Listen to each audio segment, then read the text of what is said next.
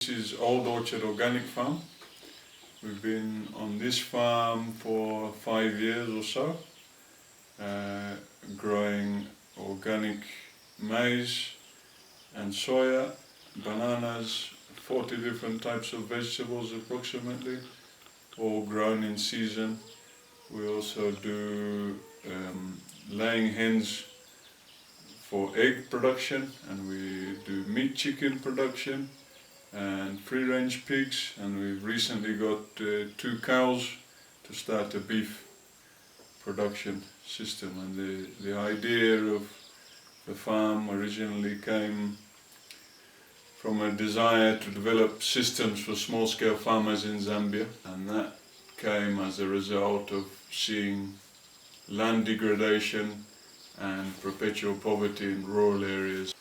Strong part of the farm is that we make every section of the farm work economically as well as practically, and then we can take that to farmers as a model to say, here's what you do. And I approach farmers, I tell them I'm a farmer the first thing, and that gives them a bit of confidence. I've been farming for 11 years with a hand hoe, so I'm in a similar situation to them. No machines, no animals to plow for me.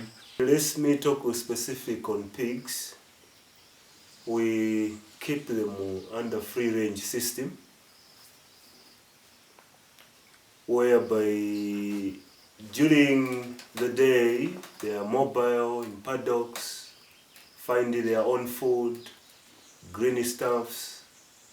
Then we only feed them once a day. And then chickens, it's almost the same, but although we have a little labor in providing them greens every morning, also all of them falls under the same principle of feeding once a day. Once the stomach has to be full, once the stomach has to be empty.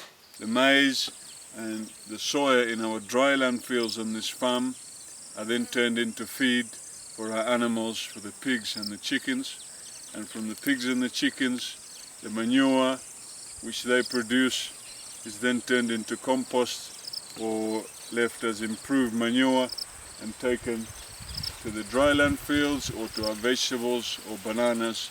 So we have a closed cycle of nutrients cycling around the farm, which reduces our reliance on external inputs. The farm is like a research institute. So we grow this soya, and then we are going to weigh, then advise farmers per hectare how they can go and how they can grow soya in different methods. Then this is eggplant. Again, you can see in front there's green pepper. So this section is the garden area. What do we have here? We have some organic salad greens. We have bondwe, local bitter green, kind of like spinach. We have butternut squash.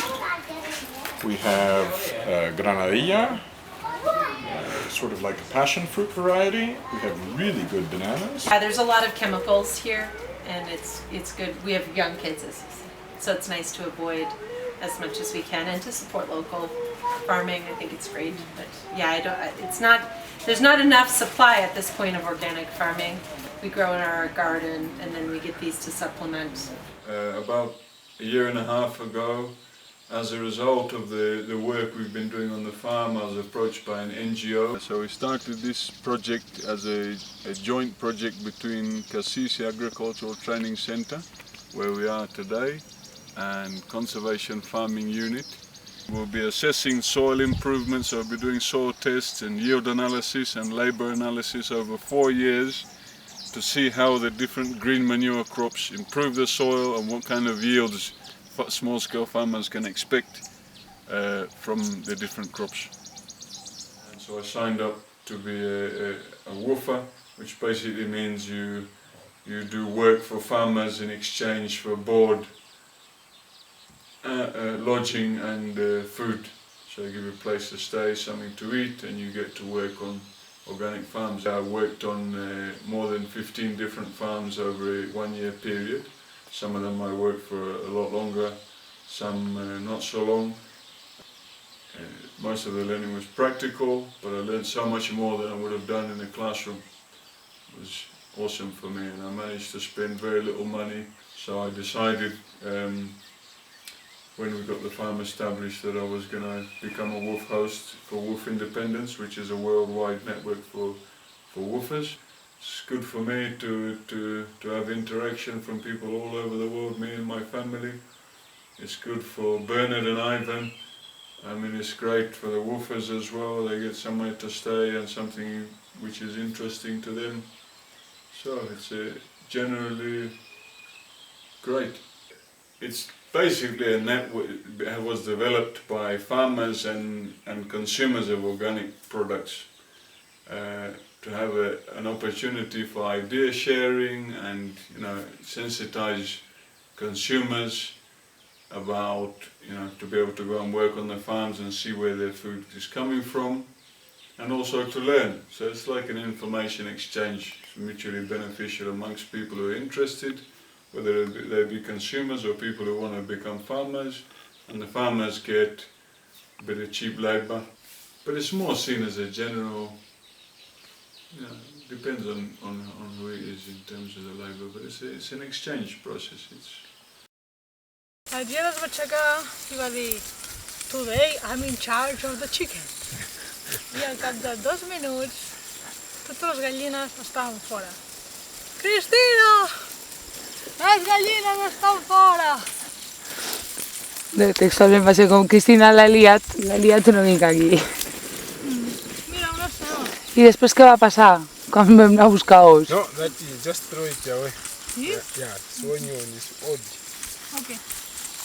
Després vam anar a buscar els ous, que es van pajarejar i ens van escapar les altres gallines. Total, que ens vam haver de recollir una per una. Aleshores, això és la caca d'en Sebas. I s'ha de recollir la caca d'en Sebas.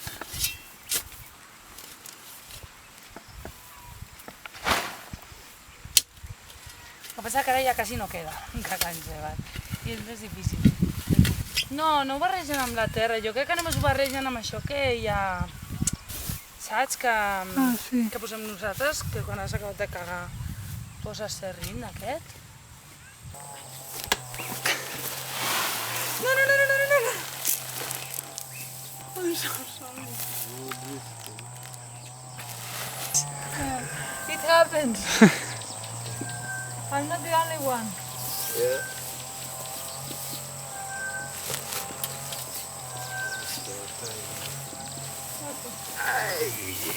Thank you. Què ha passat, Cris?